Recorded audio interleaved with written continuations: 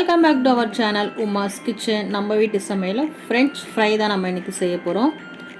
வீடியோக்குள்ளே போகிறதுக்கு முன்னாடி லைக் பண்ணுங்கள், ஷேர் பண்ணுங்கள், சப்ஸ்கிரைப் பண்ணுங்கள், பக்கத்தில் இருக்கிற பெல் பட்டனும் கிளிக் பண்ணுங்கள். இப்போ வாங்க வீடியோக்குள்ளே போகலாம்.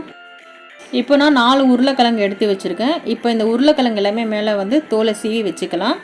தோலை சீவினதுக்கப்புறமா இந்த மாதிரி ஸ்லைஸாக நம்ம கட் பண்ணி வச்சுக்கலாம். இப்போ கேஸ் ஸ்டவ்வை பற்ற வச்சுக்கலாம். இப்போ அதில் ஒரு பாத்திரத்தில் தண்ணியும் வச்சுருக்கேன். அந்த தண்ணி வந்து நல்லா சூடானதுக்கப்புறமா அதில் கொஞ்சமாக சால்ட்டு சேர்த்துக்கலாம். தண்ணி சூடானதுக்கப்புறமா ஆல்ரெடி ஸ்லைஸாக கட் பண்ணி வச்சுருக்க பொட்டேட்டோவை நம்ம எல்லாமே இதில் வந்து சேர்த்துக்கலாம். இப்போ 5 மினிட்ஸ் பாயில் பண்ணிவிட்டு எடுத்துக்கலாம். இப்போ இதை வடிகட்டி எடுத்துக்கிட்டு ஒரு காட்டன் கிளாத் எடுத்து ஈரம் இல்லாமல் வைட் பண்ணி எடுத்துக்கணும். இப்போ ஒரு பேன் வச்சுருக்கேன். அந்த பேனில் வந்து பார்த்திங்கன்னா ஆயில் சேர்த்துக்கலாம். ஆயில் நல்லா வந்து சூடானதுக்கப்புறமா நம்ம வந்து பாயில் பண்ணி வச்சுருக்க பொட்டேட்டோஸை சேர்த்துக்கலாம். பொட்டேட்டோ சேர்த்துக்கிட்டு லைட்டாக ஃப்ரை பண்ணிக்கலாம். ரொம்ப டீப் ஃப்ரை பண்ண வேண்டாம், பிகாஸ் செகண்ட் டைம் திருப்பி நம்ம வந்து ஃப்ரை பண்ணணும்.